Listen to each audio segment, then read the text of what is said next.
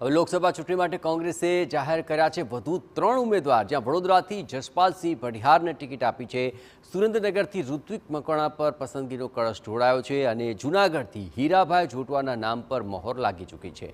TV9 ગુજરાતીએ દર્શાવેલા નામો પર જ આ મહોર લાગી છે।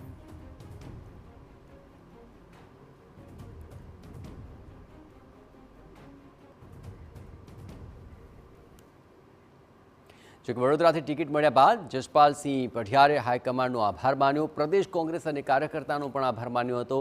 પાર્ટીએ મારા પર વિશ્વાસ મૂક્યો છે અને મને લોકસભા ચૂંટણી લડવાની તક આપી, તે બદલ આભાર। આ નામ સંભવિતોની અંદર TV9 પહેલેથી જ જાહેર કર્યું હતું અને એ અનુસાર જ જસપાલસિંહનું નામ વડોદરાથી જાહેર કરાયું છે અને નામ જાહેર થતાની સાથે જ કોંગ્રેસ કાર્યકર્તાઓએ તેમને વધાવી લીધા હતા। આ તબક્કે જસપાલસિંહે તમામ કાર્યકર્તાઓનો પણ આભાર માન્યો, સાથોસાથ હાઈકમાન્ડે લડવાની તક આપી, તે બદલ આભાર માન્યો।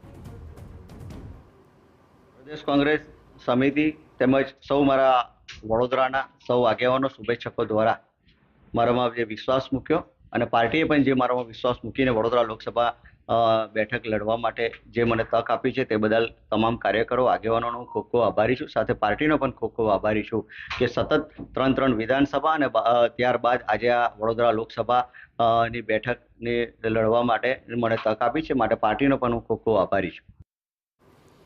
જૂનાગઢ લોકસભા બેઠક પર કોંગ્રેસે ખેડૂત અગ્રણી અને શૈક્ષણિક વ્યવસાય સાથે જોડાયેલા હીરાભાઈ જોટવાને ટિકિટ આપી છે।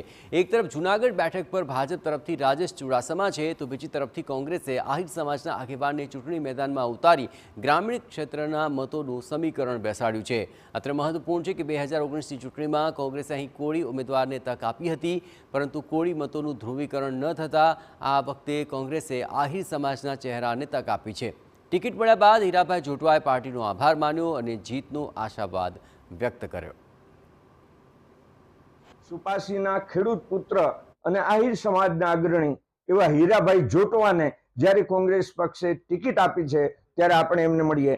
હીરાભાઈ, આપને જ્યારે કોંગ્રેસ પક્ષ દ્વારા ટિકિટ આપવામાં આવી છે, હીરાભાઈ જોટવાના કંઈક સ્વપ્ન હશે, સ્વપ્ન કયા આપણે પૂરા કરવાના રહેશે? સામાન્ય રીતે મારા બાપા અરણ બાપા પણ ગાંધીવાદી કોંગ્રેસી હતા। એક ખેડૂતને ત્યાં જન્મ હોય એટલે સ્વાભાવિક ખેડૂતોને ક્યાંક મદદરૂપ થઈ શકાય, નાના અને ગરીબ વર્ગોને એમની મુશ્કેલીમાંથી બહાર લાવવા માટે મોટી એક સંસ્થાની સ્થાપના કરીને 5,000 વિદ્યાર્થીઓ પણ આજે અમે ભણાવ્યા છે। આવતા સમયમાં લોકોના ખૂબ સમસ્યાઓ છે અને એમ કહેવાય છે કે છેલ્લા 10 વર્ષમાંથી આ સાંસદ ના તો કોઈ વિસ્તારમાં ગયા, યા ઘણી જગ્યાએ તો બેનર પર લાગેલા કે સાંસદ સભ્ય ખોવાઈ ગયા કે શું, ત્યારે 10 વર્ષના તમામ સંસદને લગતા પેન્ડિંગ કામો છે એ હું સંસદમાં જઈને ઉજાગર કરીશ ને આ વિસ્તારની પ્રજા જ્યારે સ્વયંભૂ લડતી હોય એવો માહોલ અત્યારે જ છે, ત્યારે પ્રજાએ લડાઈ લડીને આપણને જીતાડવાના હોય ત્યારે એમની તમામ જે મુશ્કેલી હોય એમના માટે હું હરહંમેશને માટે સતત જાગૃત રહીશ ને એમનો કામ કરવા માટેનો પૂરા પ્રયત્ન કરીશ।